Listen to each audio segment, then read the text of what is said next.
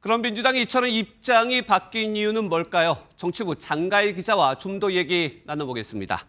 장 기자, 여러 이유가 있겠는데 통일교 특검에 대한 높은 찬성, 이 부분이 민주당을 압박했다, 이렇게 볼 수 있나요? 영향을 아무래도 미쳤다고 볼 수 있을 것 같은데요. 예. 우선 지난 18일 공개된 한국갤럽 조사 한번 살펴보시겠습니다.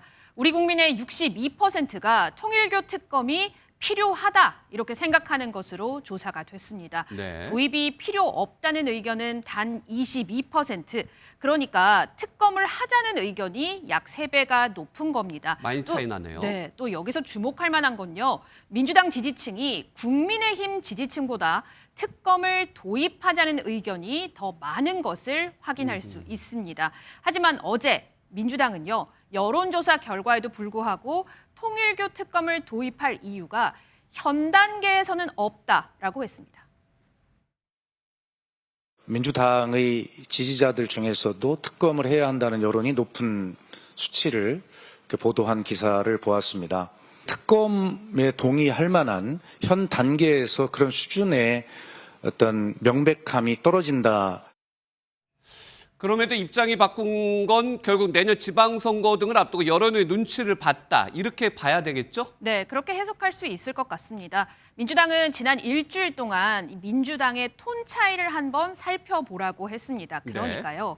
지난 15일에는 이 통일교 특검에 대해서 일고의 가치도 없다라고 얘기를 했거든요. 그런데 어제는요. 현 단계에서는 어렵다라고 했고 오늘은 특검 못 받을 것도 없다라고 했거든요. 이런 차이는 결국 명백한 증거나 수사 결과를 통해서 변화가 만약에 있다면 특검을 할 수 있게끔 문을 조금씩 열어뒀다는 겁니다. 또 여론의 흐름과 국민적 요구를 두루 살펴서 고심한 끝에 오늘 전격적으로 결정을 하게 됐다는 겁니다. 그런 입장이 바뀌면서도 대통령실과 조율을 했을 것 같은데 어제 고위당정 협의회가 있었어요. 관련 논의가 있었을까요? 그런 의문이 아무래도 굉장히 많죠. 어제 사실 박수현 수석 대변인이 이 통일교 특검 관련해서 현 단계에서는 받지 않을 것이다라고 말한 이후에 이게 아마 한 12시 정도 됐을 텐데 이후에 오후 4시에요. 김민석 총리 또 강훈식 대통령 비서실장과 정청래 민주당 대표 등이 참석한 고위 당정 협의가 있었습니다. 제가 이 자리에서 여당이 대통령실과 특검을 받을지 말지를 논의했느냐라고 한번 취재를 해봤는데요. 네. 민주당 같은 경우에는 전혀 논의하지 않았다라고 부인을 했습니다.